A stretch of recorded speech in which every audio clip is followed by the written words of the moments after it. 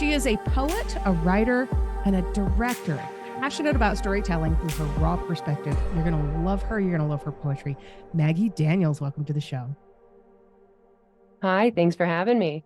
Absolutely. I'm super excited to get to know you. I got a chance to sneak peek preview some of your poetry through your YouTube. I was listening to it one day while I was just puttering around the house. And before I knew it, I was sitting down just listening. And I think that's kind of the purpose of your poetry. You've got a story to tell. Yeah. Thank you. Thank you. Yeah, my mom always told me I was a storyteller. When I was a little kid, I used to always relate to like crime movies. So I was like, I knew I wanted to either do crime or tell stories. Like both is lying for a living, I feel like, you know what I mean? So yeah, I just love the story element. I love the imagery, and I think that's why it translates to screen with me so well because poetry is just jam-packed with imagery. Yeah, I've been writing poems before I could spell. Like I would just skip around the house and my mom would write down what I was saying, and Oh, yeah, I love poetry. that's I cool. think I naturally have always just been a poet. So yeah. So when you were that little kid skipping around the house and having fun and your mom was jotting stuff down, where were you living? Where'd you grow up? Lumberton, North Carolina. It's a little town off I-95 between halfway point between New York City and Miami, Florida, in North Carolina, North Crack-a-lackin'. So you Um, got to see all the old people as they oh became, yeah, it's the highway yeah. town, the stop offs to all sorts of walks of folks, and it's off of the Lumbee River, and it's a uh, historic river in the state. It's a beautiful state. I miss North Carolina. I'm about ready to move back, honestly. I miss the trees, the rainy days, a little bit of the humidity, not all of it, just a little bit of it. Yeah. But yeah, I find my deepest, the older I get, I find the root of my inspiration comes from where I'm from. And I grew up just wanting to get out of there because it's a swamp, like farm town. Like I was born where J. Cole raps about. Fayetteville, North Carolina was where I was born, but I grew up 30 minutes south in Lumberton. And it's just farmland and swamp. So like as a kid, you want to get out of there. Like as an adult, I was in a Pepsi stadium at a concert. I don't even remember what concert it was, but I saw the max capacity number on the wall of how many people were in the stadium, and it was 23,000. And that's more than currently is in my hometown right now, population. And I was just like, wow, I made it. Like, it's a very small town, very small town. Oh, so I lived So for a little yeah. while in a town in Arkansas with a population of 162 people. Oh wow, Well, yeah. they painted over That's the three and put a two when I left. That's hilarious. That's iconic though. Wow. Yeah. And I ain't never coming back. It's staying too. Yeah, I no, it's awesome. No, I love my hometown. I try to go home as much as possible. My dad still lives outside of town. And I have oh, a lot of friends that are still in town. And actually when I was home for the holidays, I kind of embarrassed myself. A little local like coffee shop was announcing that they were going to start doing like open mic nights for any kind of artistry. And I was like, oh, this is really cool.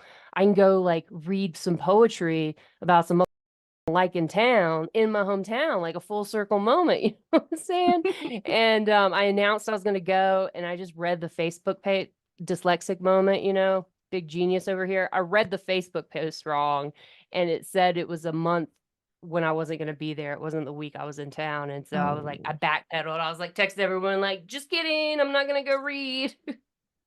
But yeah, I like to see more arts come to where I grew up. Like my biggest goal, like my little secret goal in my heart, I would just love to just like win the lottery and just like go back and put like a bunch of art institution, like just accessibility to the kids in my hometown to experience more artistic things.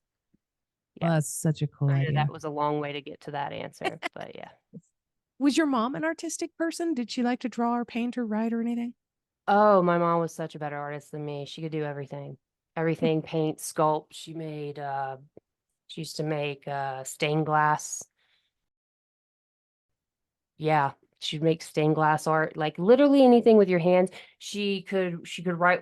I forgot what it's called, but she could write with her right hand and her left hand. And Ambidextrous.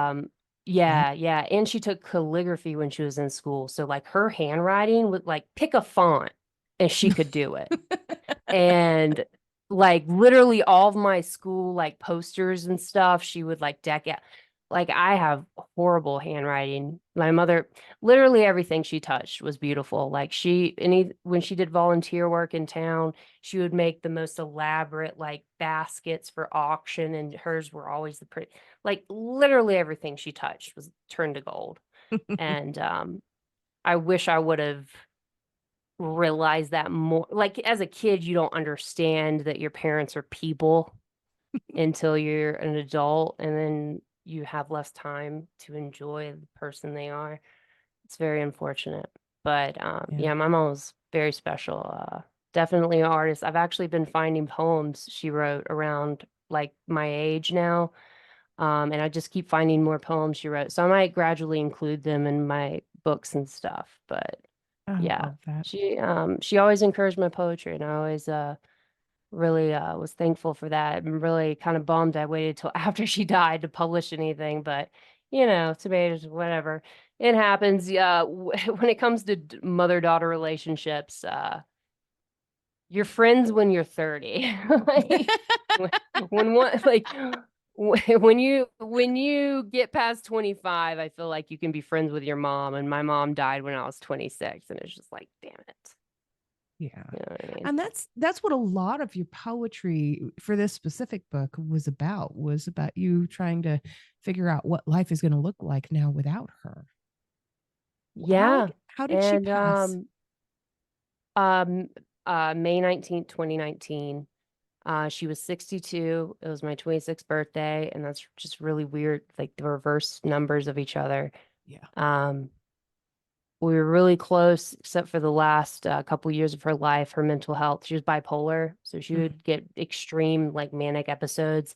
And like, the worse her mental health got, the more I was like the mascot of how she took it out, how she got her rage out, how I have CPTSD um from a lot of childhood trauma, dealing with my not understanding my mom's own mental health. And I have a lot of empathy for a lot of things now, because I understand, she's her own person, and I can separate my memories now. Like this was my mom, this was her mental health moment, you know what I mean? yeah. But I wish I would have been able to do that when she was still alive. You know what I mean? So it was very sudden. I hadn't spoken to her in years, not for lack of trying. Like I said, if you have anyone in your life with extreme bipolar disorder that's not actually treated, and a baby boomer, she was born in the 50s, like whole different generation on mental health. Like when she went to college and studied like bipolar wasn't even on the books. You Yeah. know what I mean? So yeah, it was just really hard. And it's honestly it's a daily, weekly process of my own, going through breaking down. I feel like I'm healing both of us at this point, because she's like in a neutral space and I can just like let out and express myself openly enough that I'm getting through it. You know what I mean? Like if my mom were still alive, I don't think I could write as therapeutically as I do. I think I would feel blocked, that I didn't want to hurt her. You know what I mean? Yeah. So yeah, but a lot of my writing roots from grief. Swimming itself, the reason the book is white, it represents like a white flag, like surrendering to all the emotions. I had like a Watergate of emotions I had at the time. And when my mom had died, I hadn't really written in years. I'd been going through a big writer's block, and I was like really insecure. I didn't go to college, and I went to a college prep school. So it was like college was in, like branded in there. Like you don't go to college, you don't know anything. And so I thought I didn't even know enough words to like be a writer. You know what I Mm, mean? So I've been working through that. Yeah, the But book yeah. that you just mentioned, Swimming, it's available on paperback for only $15 on Barnes and Noble, which is a deal for this book. By the way, it's a great book. But yeah, when you talk about it being why it's white, it is a solid white cover that simply says Swimming by Maggie Daniels. But it's beautiful because if you read it, you Yeah. start to understand so much. To anybody who's just glancing at it, they're not going to get it. But if Yeah, you look at it and take a moment, that's why the back of the book has the poem swimming on it. It kind of gives the reader a little bit of insight of what they're getting into. The poem that is swimming is somebody told me find what you die for and then drown in it. I put pen to paper and then just started swimming. And that's me giving in to everything I was feeling and processing. Like when my mom died, I went mentally the lowest I've ever felt in my life. And I really had to have the conversation with myself, why do I want to wake up every day? mm, And I kept getting back to writing. I want to create, like that's all I want to do with my time. So yeah, that's how I'm working it out. I write a lot. Actually, I have a new book coming out, and then a couple behind that afterwards. But um yeah, swimming was basically, yeah, my surrender of becoming who I've always meant to be, like just giving in to being myself. I Yeah. wish more people would figure out how to do that, honestly. So, It's uncomfortable. It's oh, uncomfortable. yeah, absolutely, I which is don't why it's so think the difficult to average person do. likes discomfort. Right. Yeah. Right. We shy away from it naturally. Yeah. No. That's So, why I like that my audiobook has music because like a lot of people listen to it when they're cleaning or hanging out. The musicians, my friends, Jenna Desmond and Corey Campbell out of South Carolina, they're amazing. The amount of talent between the two of them is just astronomical. Um, but they recorded over 400 individual soundtracks to make those in like different like moods in the background. wow, And it's a vibe. It's a vibe.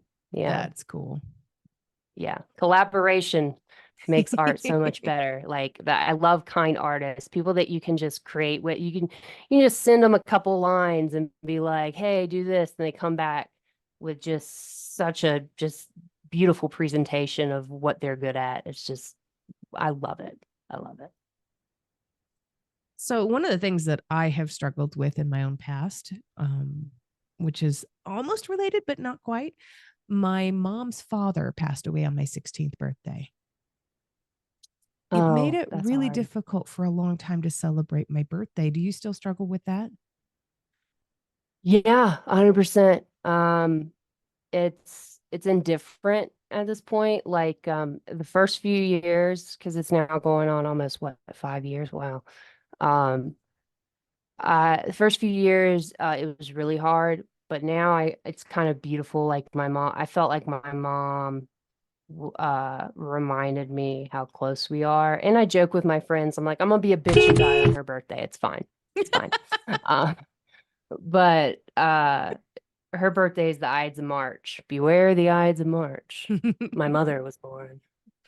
Um, but yeah, she was a cool gal, and I love writing about her. She's honestly my favorite muse. As painful as some of the poems are, I feel like those are the ones that people reach out to me and say help them um, put into words how they're feeling because oh man, it was so hard. One of the poems that comes to mind, I wrote the week my mom died. It's called Empty, Mm, and one of the lines in it is I feel repetitively empty until I'm no skin, just bones. And that's all I could, that's the only word I could, that was the first poem that like started the floodgate. Like that was the only word that I felt related to was the word empty. wow. And that's really why I put together swimming is to like help other people like put into words and be like, oh, someone else feels, because feeling those lows and feeling like you're the only one feeling that, I feel like that's how you get to the like poor to like suicide and all those poor decision making. And I just wanted to be honest with people that like it's not an isolated emotion. Right. Right. So So what all yeah. helped you to heal after you lost your mom? I know that writing was definitely probably a big, huge part of that, but what else did you have to do? I had to actively choose healthier choices. Like I have stomach problems and with anxiety and my PTSD and stuff. I had to really focus on like I started taking my medication properly. I wasn't very good at that before, and just making more intentional choices with like my nervous system has really made a big difference. Like breath work and um, just making healthier choices. Breath work has kept me out of the hospital, honestly. I can breathe myself out of some nausea now, let me tell you. And it has taken years, like literally 2023 was the first year since 2012 that I was not hospitalized for my anxiety and PTSD because I get physically ill when my nervous system gets too overworked. I have to go to the hospital, get IV fluids to stop like vomiting. Um, so it's been a very slow build, but I feel like I'm getting better at it. So Wow. yeah. It's a journey. It's absolutely a journey. And I Yeah. know that um your upbringing was a little bit rough because of her medical health and her mental health issues. Have you learned how Yeah. to have more productive relationships with other people in your life outside of that? Did that take some work too? Yes, and it still takes work. It still takes patience, and I constantly have to remind myself of the element that other people only have the capacity to do and say the things that they have the capacity to do and say, and that you really have to do the work yourself. You can't rely on outside reaction to your triggers to help you, if that makes sense. Absolutely. So it's a lot of inner, like, I've been approved for the ketamine trials in Denver, and I've heard a lot of people say they've had really good results for that. And I kind of really am interested. It's kind of like doing like peyote in the jungle or something. You Oh like wow. it's an extreme like tranquilizer, like psychedelic, and they get you all doped up and they sit you in a room with a psychiatrist, and it's supposed to like neutralize your emotion to your trauma so you can talk about it from a third party perspective. And I'm Wow. really, really interested in that. And I feel like I've gotten to the point where I think I'm going to be able to handle diving into that because I don't like traditional talk therapy. I always feel way worse. And I usually physically get ill after just like a one-on-one talk about about trauma or about a specific incident. So I'm really curious to be neutralized in my own situation. And that's how I feel I already kind of psychologically do that to myself with film. As soon as I wrote the first draft to my first screenplay that we're in pre-production for, still got a lot of work to do, but me and my producer are killing it and we're getting it done. But when I first finished that first draft, I felt such a relief, like I had separated myself from that trauma, and it was on a fictional character. Like that's on the actor, that's on the character, that's on the story, that's locked in there, and it's away from me now. And so I'm just trying to figure out how to do that more It's so cool being able mentally. to give it a physical body separate from yourself. You can set Yeah, it down and walk yeah, away from it.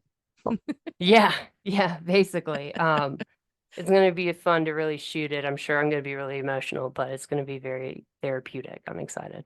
And I know people are going to ask, when is this coming out and where can people find it when this film comes out?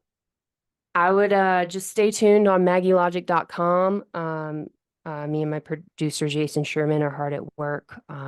It's coming soon. I've been working on this for about a little over 10 years, and the closest to making it happen than I've ever been. So I'm getting really excited. It's going to be a good year.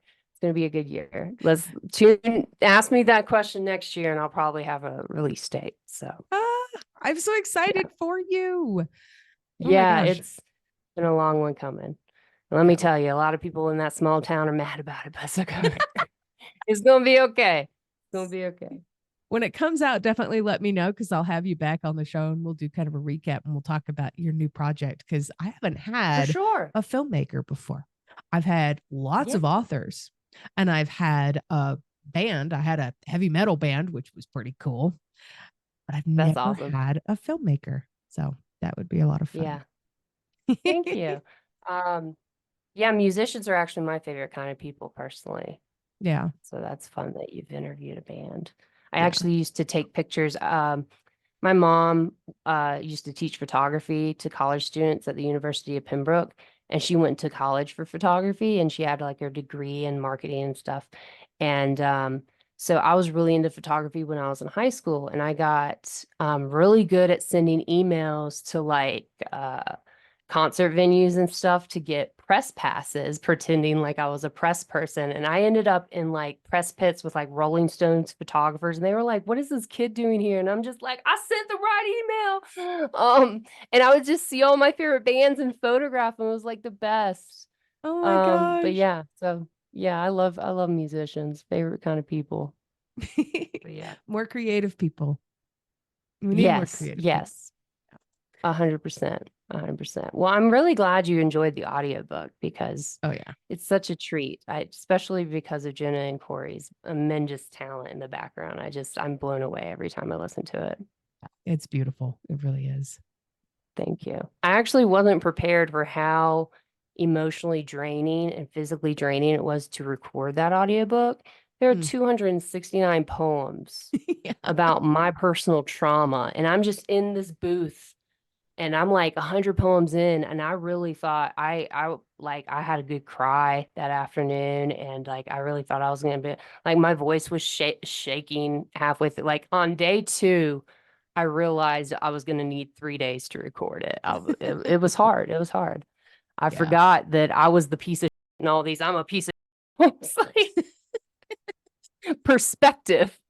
But it was really good. It's been very therapeutic. I highly recommend anyone express finding any outlet to express themselves. I actually really love when people come up to me and say that my work inspired them to write more. And I'm Mm. like, "Yeah, go do that. Write more. Yes, write more. Write it down." That's what my mom always said. Write it down. So yeah.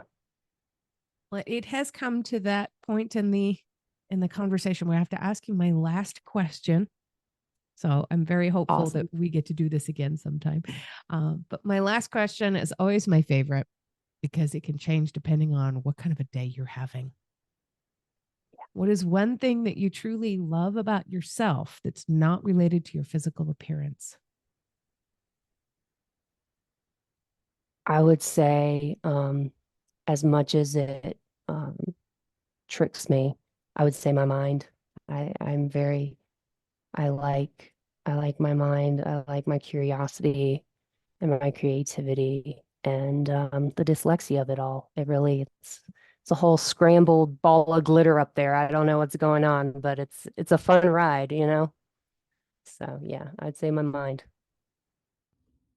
If you've enjoyed tonight's episode, please make sure you check out the episode description.